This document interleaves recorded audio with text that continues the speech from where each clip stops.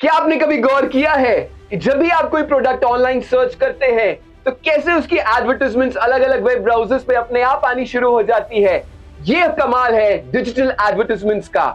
आज हम एक ऐसी ही कंपनी की बात करेंगे जो इंडिया में मार्केट लीडर है और ग्लोबल रीच अलग अलग कंट्रीज में भी ले चुकी है। जी हाँ दोस्तों, मैं बात कर रहा हूं एप्पल इंडिया लिमिटेड के बारे में, जो अगस्त 2029 में लिस्ट हुई इंडिया में और आज पिछले 3 सालों से कंसोलिडेशन फेज में है। तो क्या आपको इसमें इन्वेस्ट करना चाहिए या नहीं, ये कोई बाइंग रिकमेंडेशन नहीं है, कंपनी का एनालिसिस है। हम एनालाइज करेंगे कंपनी के प्रेजेंट बिजनेस मॉडल को, कैसे रेवेन्यू कमा रही है कंपनी, क्या है इसके ग्रोथ प्रोस्पेक्ट्स, कैसे है इसके फंडामेंटल्स और क्या कहती है कंपनी का बिजनेस मॉडल। अब यहां पे कंपनी के बिजनेस के बारे में स्टार्ट करने से पहले मैं इन्वेस्टर प्रेजेंटेशन पे हूं, जिसमें मुझे दिख रहा है कि 18 साल का ट्रैक रिकॉर्ड है कंपनी का, ग्लोबल रीच है, नॉर्थ अमेरिका ऑस्ट्रेलिया जैसी कंपनीज में भी इंडिया के अलावा, परफॉर्मेंस ड्रिवन बिजनेस मॉडल है, लीडिंग इन इंडिया है, स्केलेबल है और high growth positive cash flows है, प्रॉफिटेबिलिटी भी जबरदस्त है। जब मैं बात करता हूं अबाउट द कंपनी, तो ग्लोबल टेक्नोलॉजी कंपनी है और लीडिंग पोजीशन में है इंडिया में। दो तरीके से यह बिजनेस मॉडल कमाती है, एक है कंज्यूमर प्लेटफॉर्म से और दूसरा है एंटरप्राइज प्लेटफॉर्म से। जब मैं कंज्यूमर प्लेटफॉर्म से बात करता हूं तो कंज्यूमर मतलब आप और मैं, हमें कैसे पुश नोटिफिकेशंस आ जाते हैं, कैसे हमारे पास नोटिफिकेशंस, हमारे पास एडवर्टाइजमेंट्स आ जाते हैं ताकि हम उस परफॉर्मेंस को, हम उसको परचेज को कंप्लीट कर सके। ये करती है कंपनी। क्या इसके पास कोई बड़े बड़े क्लाइंट्स हैं? जी हां, गो आईबीओ जैसे क्लाइंट्स इसके पास है, एंजल वन जैसे इसके पास है, नौकरी.com अगर आपने सर्च किया है तो वहां पे भी ये काम कर रही है। बड़े बड़े इसके पास क्लाइंट्स हैं, बिजनेस क्रेडेंशियल्स अच्छे हैं, एडवर्टाइजमेंट प्लेटफॉर्म से कमाया जा रहा है, टेक कैपेबिलिटीज हैं और यहां पे 3.2 बिलियन कनेक्टेड डिवाइसेस ऑलरेडी इसके पास ऑलरेडी कनेक्टेड हैं। अब यहां पे देखिए 35 पेटेंट्स इसके पास ऑलरेडी हैं, जिसमें से 7 पेटेंट्स यूएस में ग्रांट कर दिए गए हैं और बाकी अभी फाइलिंग में हैं। तो ग्लोबल रीच जबरदस्त है। आप देखिए इंडिया में, साउथ ईस्ट एशिया में, मिडिल ईस्ट अफ्रीका में, नॉर्थ अमेरिका में और यूरोप, जापान में, ऑस्ट्रेलिया में, तो ग्लोबल रीच है दोस्तों। इसने कुछ एक्विजिशंस भी करे हैं रिसेंटली 2023 में, उसके बारे में भी बात करेंगे, जिससे उसने अमेरिका और अफ्रीका का भी मार्केट शेयर कैप्चर कर लिया है। जब मैं बात करता हूं फाइनेंशियल्स की, तो रेवेन्यू इसके पिछले 5 सालों में 5.7 टाइम्स ग्रो करे हैं CAGR। EBITDA, earnings before interest taxes depreciation and amortisation, जिससे मुझे पता चल जाता है कि कंपनी की कितनी प्रोडक्ट वायबिलिटी है, कितनी स्केलेबिलिटी है, कितना उसका रेवेन्यूज बन रहा है। 4.2 गुना बढ़ चुका है पिछले 5 सालों में, प्रॉफिट आफ्टर टैक्स भी 5 गुना बढ़ा है। लेकिन स्टॉक का प्राइस अगर मैं देखूं तो 3 सालों से कंसोलिडेशन मोड में है। जो स्टॉक का प्राइस 2021 में था, आज भी आपको 1100 के आसपास ही मिल रहा है। तो क्या ये अंडरवैल्यूड है, ओवरवैल्यूड है, जानेंगे इस पूरी वीडियो में, देखते रहिए। अब यहां पे देखिए इस कंपनी के बिजनेस मॉडल को समझिए। सबसे पहले दो तरीके से बिजनेस मॉडल है, एक है कंज्यूमर प्लेटफॉर्म, कंज्यूमर से, प्लेटफॉर्म से इसका 99% रेवेन्यू आता है। जो मैं कहता हूं पहली बात है, 94% रेवेन्यू आता है यहां से। अब ये पहली बात है कि न्यू यूजर कन्वर्जन से ये पैसा कमाती है। इसका मतलब क्या हुआ, आपने कोई मार्केट में सर्च करी ऑनलाइन, आपने शूज सर्च करे माइंत्रा पे या फ्लिपकार्ट पे, आपको कैसे एडवर्टाइजमेंट्स आनी शुरू हो जाती है कॉर्नर्स में, ब्राउजर्स में, मोबाइल में। तो ये न्यू यूजर कन्वर्जन से आपसे पैसा कमा रही है और इस मॉडल को कहते हैं CPCU। सीपीसीयू का मतलब है कॉस्ट पर कन्वर्टेड यूजर। जिस भी आपने भी यूजर कन्वर्ट होंगे, आपके इस तरीके से कंपनी को रेवेन्यू जनरेट होता है। दूसरा है एग्जिस्टिंग यूजर रिपीट कन्वर्जन, मतलब आपको रिपीट करवा के ऑनलाइन ट्रांजैक्शन कराई जाएगी, पुश नोटिफिकेशंस दिए जाएंगे। आप देखिए फ्लिपकार्ट कैसे करता है, गो आईबीओ कैसे करता है। आप एक बार होटल सर्च कर लीजिए गो आईबीओ में, कैसे आपको नोटिफिकेशंस आते रहेंगे कि हाँ डिस्काउंट लग गया, प्राइस स्लैश हो गया। It is all because of Apple India. तो यहां पे तीसरा मॉडल है new and existing user conversion offline. अगर आप ऑनलाइन से ऑफलाइन कन्वर्ट करना चाहते हैं तो ये भी आपको नियरेस्ट आपके ऑफलाइन सेंटर्स पे लोकेट कर देता है। तो ये है बिजनेस मॉडल जहां से उसका मेजरली रेवेन्यू आता है। इस मॉडल को कहते हैं CPCU बिजनेस मॉडल। अब ये इसके अलावा भी एक और मॉडल है इसका, जिसे कहते हैं एंटरप्राइज प्लेटफॉर्म। कंपनी मैनेज कर रही है, ऐप डेवलपमेंट में भी काम कर रही है। मतलब किसी भी नए ऑनलाइन बिजनेस में आने वाले प्लेटफॉर्म को ऐप डेवलपमेंट करा देगी और भी उनके ऊपर डाटा एनालिसिस कर देगी, क्लाउड सर्विसेज के ऊपर भी ये रेवेन्यू जनरेट कर रही है, लेकिन उसका कुछ ही मार्केट शेयर उसके पास है। तो ये है कंपनी का मॉडल। अब बात करते हैं इसके ग्रोथ एंड प्रॉफिटेबिलिटी के बारे में। कंपेयर करेंगे 2019 से, फाइनेंशियल ईयर 23 से। तो यहां पे हम देखेंगे कि कैसे इसके रेवेन्यूज एंड प्रॉफिटेबिलिटी इंपैक्ट हुए हैं। जब मैं बात करता हूं 2019 से 20, 21, 22, 23, तो आप इस ग्राफ में देख सकते हैं कि ईयर ऑन ईयर ग्रोथ हमारे रेवेन्यूज में CAGR 54.9% है, एबिटा में 42% है और प्रॉफिट आफ्टर टैक्स में 49% है। तो ये एक कमाल का फिगर है कि हर साल पिछले 5 सालों में ये कंपनी इतना ग्रो करती चली जा रही है। तो यहां पे देखिए strong track record of growth and profitability मुझे दिख रही है। अब यहां पे CPCU बिजनेस मॉडल जो मैंने कहा कन्वर्टेड यूजर्स के हिसाब से इसका रेवेन्यू आता है। 2023 में कितने यूजर्स थे और एवरेज CPCU उसका रेवेन्यू, टोटल रेवेन्यू 13,175 मिलियंस था, जो कि बढ़ के पिछले साल से काफी बढ़ चुका है। फाइनेंशियल ईयर 22 में ये 9740 था। मतलब जैसे जैसे ऑनलाइन प्लेटफॉर्म्स बढ़ेंगे, जैसे जैसे स्मार्टफोन्स की कनेक्टिविटी और लोगों में जाएगी, रूरल एरियाज में भी स्मार्टफोन अब आ रहा है,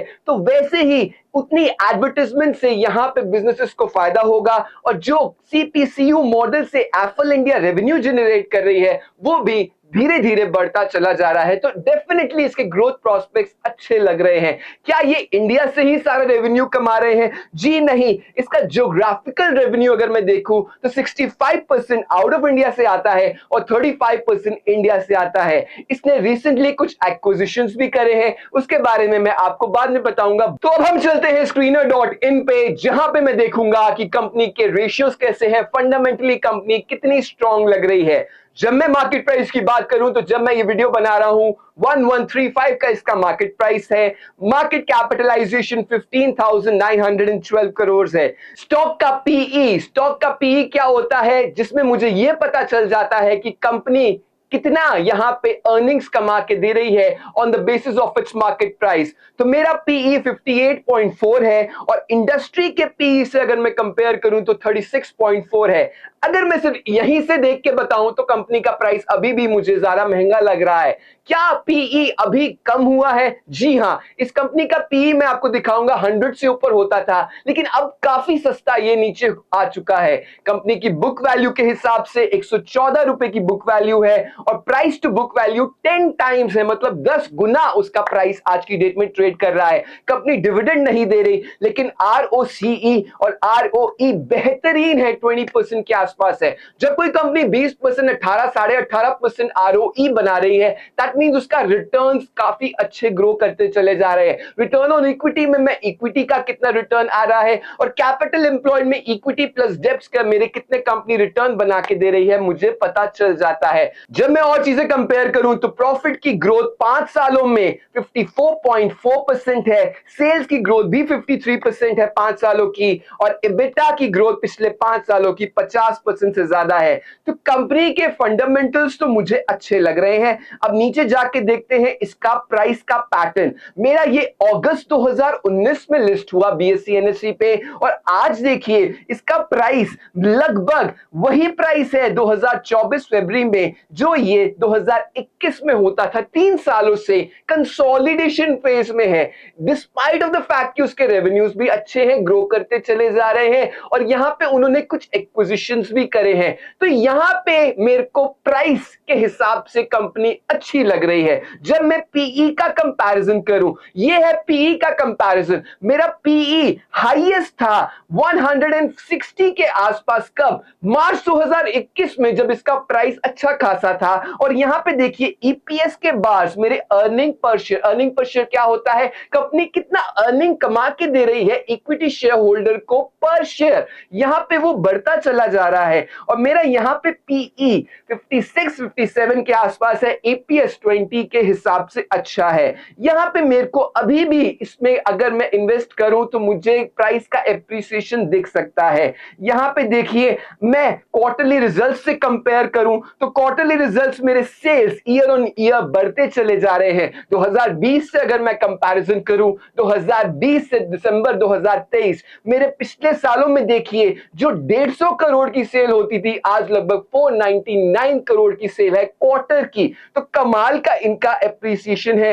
हर क्वार्टर में इनका एक्सपेंस भी बढ़ता जा रहा है और रेवेन्यू भी बढ़ता चला जा रहा है। ऑपरेटिंग प्रॉफिट्स मतलब कितना कंपनी ऑपरेशन से कमा रही है, वो 97 करोड़ है, जो कि 38 करोड़ होता था 2020 में जब कोविड का टाइम था। यहां पे देखिए अदर इनकम्स, इंटरेस्ट, सब कुछ ठीक है। प्रॉफिट बिफोर टैक्स भी मुझे अच्छा लग रहा है, बढ़ रहा है हर क्वार्टर टू क्वार्टर। ये बढ़ता ही जाएगा अगर कंपनी के पास क्लाइंट्स अच्छे रहे, जो आज की डेट में उनके पास बेहतरीन क्लाइंट्स हैं। जब डिजिटल मार्केटिंग का ग्रोथ बढ़ेगा, जब स्मार्टफोन यूजर्स का यहाँ पे यूजेज बढ़ेगी, जब और रूरल एरियाज में स्मार्टफोन इंटरनेट की कनेक्टिविटी बढ़ेगी, तो डिजिटल मार्केटिंग में जो एडवर्टाइजमेंट चलाने वाली कंपनी है, जो सीपीसीयू मॉडल से एप्पल इंडिया जैसी है, वो डेफिनेटली अपने रेवेन्यूज बढ़ाएगी, क्योंकि ऑनलाइन शॉपिंग धीरे धीरे हर कोई अडैप्ट करता चला जा रहा है। नेट प्रॉफिट आफ्टर टैक्स भी अच्छा है, ग्रो करता चला जा रहा है।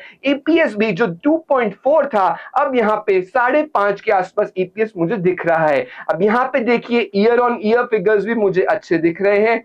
कंपाउंडेड सेल्स ग्रोथ 54%, सब कुछ अच्छा मुझे दिख रहा है। अब यहाँ पे एक चीज बैलेंस शीट में देखिए, बैलेंस शीट मुझे पिक्चर बता देती है कि कंपनी कितनी फंडामेंटली फाइनेंशियली स्ट्रांग है। मेरे इक्विटी शेयर कैपिटल ठीक, रिजर्व्स बढ़ते चले जा रहे हैं। आप देखिए जो 6 करोड़ के रिजर्व थे 2018 में, आज की डेट में 1500 करोड़ के आसपास है। बोरिंग्स ठीक है, कंपनी बढ़ा रही है, लेकिन कंफर्टेबल है। डेब्ट to equity ratio, interest coverage ratio comfortable है। इतना रिटर्न में इतना इंटरेस्ट वो पे कर सकती है। टोटल एसेट्स, टोटल लायबिलिटी सब ठीक है। कैश फ्लोज अगर मैं देखूं तो मेरे ऑपरेटिंग एक्टिविटीज के जो कैश फ्लोज है वो पॉजिटिव है। मुझे दिख रहा है कि मेरे प्रॉफिट ऑपरेशन से सारे यहाँ पे एक्टिविटीज करने के बाद भी ऑपरेटिंग एक्टिविटीज से कैश पॉजिटिव है। इन्वेस्टमेंट ये कर रहे हैं फिक्स्ड एसेट्स में, जो कि अच्छी बात है। और फाइनेंसिंग एक्टिविटीज में भी इन्होंने कोई इतनी हाई फाइनेंसिंग नहीं ली है,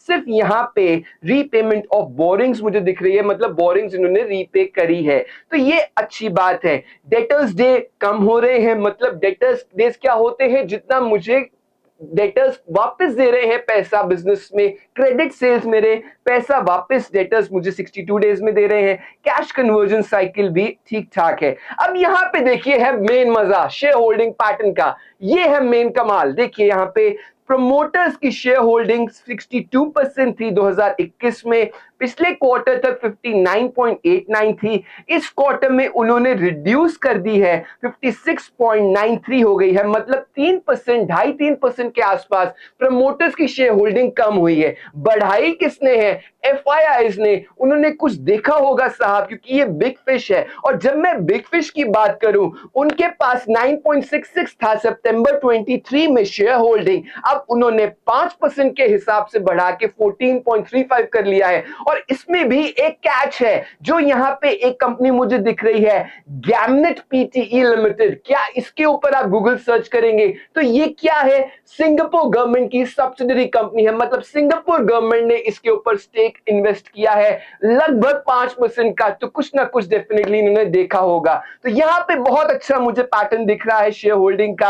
अब यहाँ पे डीआईआईस भी देखिए, बहुत कमाल के म्यूचुअल फंड्स इन्होंने इन्वेस्ट कर रखे हैं, वो भी बढ़ते चले जा रहे हैं। जो 6.93 थे, अब आज की डेट में 14.71 है। मतलब एफआईआईस, डीआईआईस को ये दिख रहा है कि कंपनी के डेफिनेटली बहुत अच्छे ग्रोथ प्रोस्पेक्ट्स हैं, और मुझे भी ऐसा ही लग रहा है। अब यहाँ पे देखिए पब्लिक, आप जैसे मेरे जैसे, जो पिछले क्वार्टर तक 16% तक मेरे पास शेयर होल्डिंग थी पब्लिक की, अब वो घट गई है 13.95। तो आप और मेरे जैसे कंसोलिडेशन फेज देखते हुए कंपनी को क्विट कर रहे हैं, लेकिन डीआईआईस और एफआईआई सिंगापुर गवर्नमेंट की सब्सिडरी अगर 5% स्टेक बढ़ा रही है इस क्वार्टर में तो जरूर कुछ देख के बढ़ा रही होगी सा। कमेंट सेक्शन में बताइए क्या आपको इस बारे में पता था। और इसके बारे में मैं अगर ग्रोथ प्रोस्पेक्ट्स देखूं, मेरे को फंडामेंटली कंपनी अच्छी लग रही है, CAGR ग्रोथ है, प्रॉफिट की, EPS की, मेरे रेवेन्यूज की, सब ठीक ठाक है। क्या आने वाले समय में इसकी ग्रोथ प्रोस्पेक्ट्स हो सकते हैं? डेफिनेटली हो सकते हैं। क्यों मैं ये कह सकता हूं? क्योंकि रिसेंटली 2023 में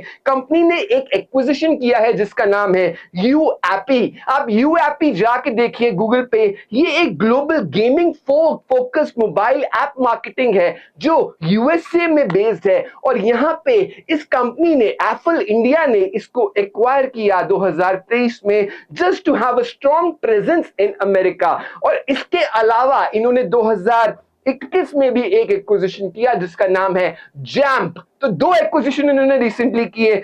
यहां पे प्रोस्पेक्ट्स इनके बढ़ते चले जा रहे हैं। जैम्प मेरा आयरलैंड कंपनी थी जिनका लैटिन अमेरिका में और यूएसए में इनका शेयर मार्केट एक्सपैंड हुआ। तो कहने की बात यह है कि कंपनी एक डेफिनेटली बहुत अच्छी पोजीशन में है, कंसोलिडेशन फेज में है। ऑफ कोर्स बाइंग रिकमेंडेशन नहीं है। आप कमेंट सेक्शन में बताइए कि क्या आप इस कंपनी के स्टॉक खरीदेंगे और आने वाली वीडियो में किस कंपनी का एनालिसिस करना चाहेंगे। Do take care of yourself. Good bye, bye bye.